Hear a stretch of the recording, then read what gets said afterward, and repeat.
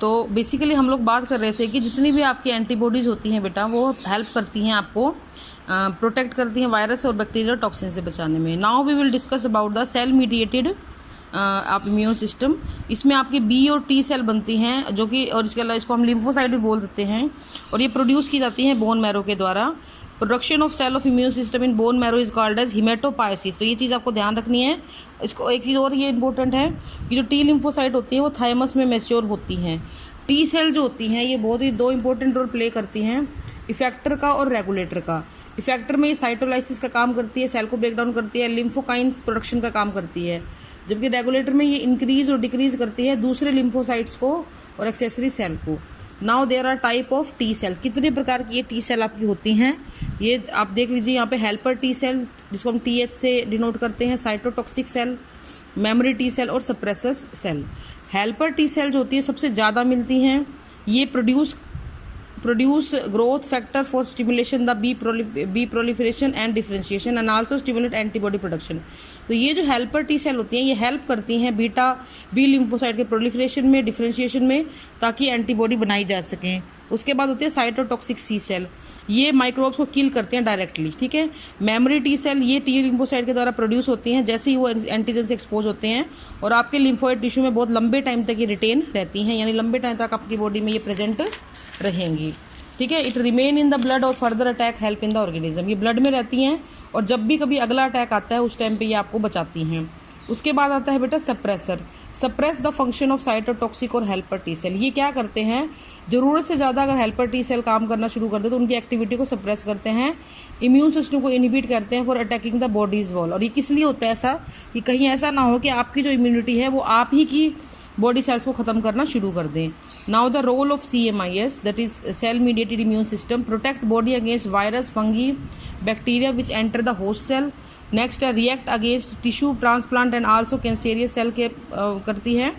Now type of acquired immunity। अब ये acquired immunity कितने प्रकार की होती है, तो इसको आप देख लीजिए। Active immunity and passive. Active immunity का मतलब क्या होता है कि पर्सन की जो खुद की सेल होती हैं वो एंटीबॉडी प्रोड्यूस करती हैं इन रिस्पॉन्स टू इन्फेक्शन और वैक्सीनेशन, ठीक है। ये बहुत ही धीरे होता है और टाइम कंज्यूमिंग प्रोसेस होता है, लेकिन लॉन्ग लास्टिंग होता है और नुकसान नहीं पहुंचाता है।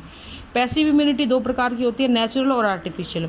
नेचुरल का में ये होता है, नेचुरल को आप ऐसे मान सकते हो पैसिव इम्यूनिटी को कि आपको जैसे एक पर्सन को रिकवर हुआ है स्मॉल पॉक्स से या कोई और वायरल डिजीज से, तो उसके अंदर एंटीबॉडी बन जाते हैं, दैट इज़ नेचुरल। और इसके बाद आता है active artificial active immunity.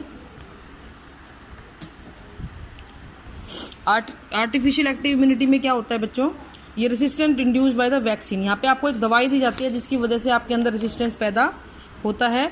Like bacterial vaccine BCG है, टैब वैक्सीन है एंट्रिक फीवर के लिए, वायरल वैक्सीन है, सबाइन वैक्सीन पोलियो के लिए, बैक्टीरियल प्रोडक्ट टॉक्सिकोइड और डिप्थीरिया के लिए और टिटनेस के लिए जो दवाइयाँ दी जाती हैं वो आपकी बॉडी के इम्यून रिस्पॉन्स को जगाती हैं। पैसिव इम्यूनिटी क्या होती है कि हम रेडीमेड इम्यूनिटी अपनी बॉडी में इंजेक्ट करवाते हैं, यानी कि अगर एक इंसान के पास इतना वक्त नहीं है कि वो हम वेट कर सके कि वो अपनी खुद की एंटीबॉडी बनाएगा, तो उस कंडीशन के अंदर हम उसमें एंटीबॉडीज इंसर्ट करवा देते हैं। ऐसे रेडीमेड एंटीबॉडी इंसर्ट करवाते हैं जिसको हम पैसिव इम्यूनिटी बोल देते हैं। ये किसी भी प्रकार के फॉरेन पार्टिकल से बचाती है, ये इमीडिएट रिलीफ देती है, लेकिन ये लॉन्ग लास्टिंग नहीं होती है, लेकिन कोई प्रॉब्लम भी क्रिएट नहीं करती है। इसके भी दो टाइप होते हैं, नेचुरल और artificial. Transfer of antibody from mother to foetus by placenta IgG। ये फीटस क्रॉस प्लेसेंटल बैरियर को क्रॉस करके बच्चे के पास पहुंचती है और बर्थ के बाद बच्चे को अपनी मदर के ब्रेस्ट मिल्क से IgA एंटीबॉडी मिलती है। तो IgG और IgA both are the example of passive immunity. Now the artificial passive immunity में हम क्या करते हैं, it is a resistant passive transfer to receptor by administration of antibody. हम लोग एंटीबॉडी डायरेक्टली ट्रांसफ़र करते हैं, administration of hyper immune secretion of man and animal. Serum को कलेक्ट कर, जैसे आपने देखा होगा ना कोरोना में प्लाज्मा थेरेपी कर रहे थे, एंटीबॉडी कलेक्ट की जा रही है किसी इंसान के अंदर जिनके अंदर कोरोना हो गया है, उनके प्लाज्मा को लिया जा रहा है और उनमें से एंटीबॉडीज को कलेक्ट किया जा रहा है और उसको फिर दूसरे के लिए यूज़ किया जा रहा है। जैसे कि एंटी टिटनेस आपकी बनी हुई है, एंटी डिप्थीरिक सीरम बना हुआ है और एंटी गैस गैंग्रीन सीरम बना हुआ है। तो ये आपकी बेटा पैसिव इम्यूनिटी के एग्जाम्पल हैं, ठीक है। इसका क्वेश्चन भी आते हैं कि पैसिव इम्यूनिटी के एग्जाम्पल है, तो आपने बता देना एंटी टिटनेस सीरम जो हॉर्स के एक्टिव इम्यूनाइजेशन से बना है। हॉर्स के अंदर टिटनेस के टॉक्सिकोइड डाले, उसको ब्लीड करवाया और उसके प्लाज्मा से फिर हमने एंटीबॉडीज़ को अलग करके उसको यूज़ कर लेते हैं। So this is all for today. Thank you बेटा, हैव ए नाइस डे।